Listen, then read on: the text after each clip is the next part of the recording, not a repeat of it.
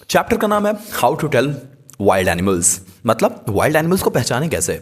Chapter start होता है जब जो पोर्ट हैं वो ह्यूमरसली एक आइडिया बताते हैं कि पता है वाइल्ड एनिमल्स को पहचानने की सबसे अच्छी टेक्निक मैं बताता हूँ। देखो, सबसे पहले बोलते हैं कि जंगल में जाओ, एक क्रिएचर को देखो, अगर वो बहुत तेज रॉर कर रहा हो और अगर तुम्हें खाने ही वाला हो, अगर वो जस्ट खाने वाला हो, समझ लेना बंगाल टाइगर है वो। अगर आप जंगल में जाओ, आपने क्रिएचर को देखा जो दहाड़ रहा हो, रॉर कर रहा हो, और just before he eats you, समझ जाओ बंगाल टाइगर है वो।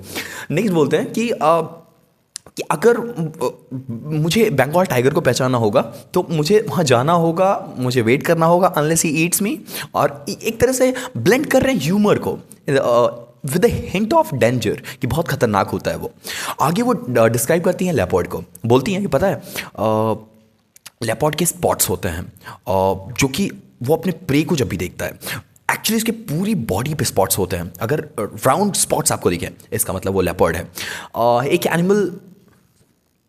एक एनिमल जो कि दिख रहा हो किसी को बहुत पेन पहुंचाते हुए, लगातार कॉज करता हो पेन, तो पक्का ये लेपर्ड है, क्योंकि अकॉर्डिंग टू पोर्ट ये ऑब्जर्वेशन है उनका कि वो अपने जो जितने भी लेपर्ड्स होते हैं वो अपने अटैक के बाद जो जिस पे उन्होंने अटैक किया है बहुत बुरी तरीके से बहुत पेन देते हैं और उसके बाद उसे खाते हैं। आगे बोलते हैं कि चलो बेयर की बात करते हैं। अगर कोई एनिमल आपको दिखे और वो आके आपको हग कर लेता हो और आप भी उसको हग कर रहे हो, इसका मतलब अनडाउटली वो एक बेयर है। वो ये बताना चाहती है कि इससे पहले कि लेट हो और वो बहुत कस के आपको हग कर ले, आपको समझ लेना चाहिए ये एक बेयर है। आगे वो बताती हैं, चलो क्रोकोडाइल के बारे में बात करते हैं। क्रोकोडाइल क्या होता है?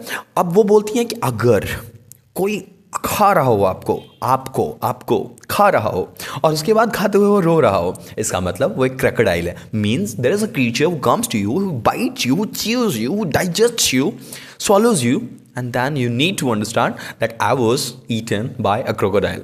फनी।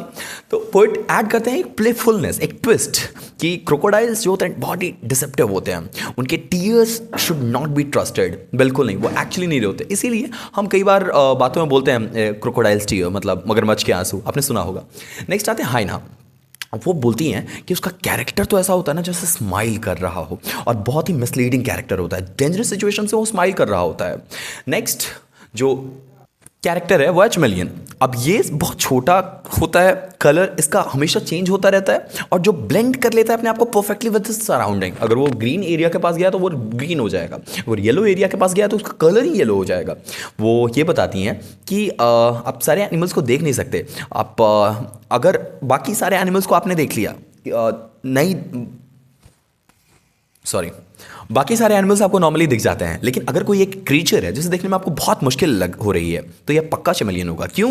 क्योंकि ये जिस एरिया में रहता है उस एरिया के कलर से अपने आप को ब्लेंड कर लेता है। फॉर एग्जाम्पल एक ऐसे जगह पे है जहाँ पे पूरे एरिया ग्रीन है, इसका मतलब वो अपने आप को ग्रीन में कन्वर्ट कर लेगा। तो ये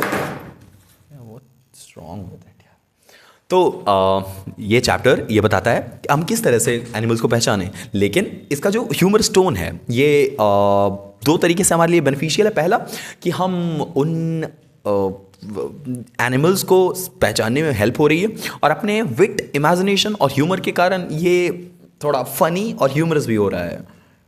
तो इस चैप्टर के लिए इतना ही। आई एम श्योर कि सारी चीज़ें आपको समझ में आ गई होंगी।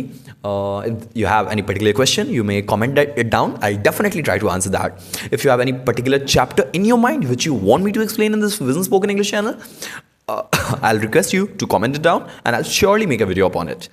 Till then, take care of yourself. See you in the next one.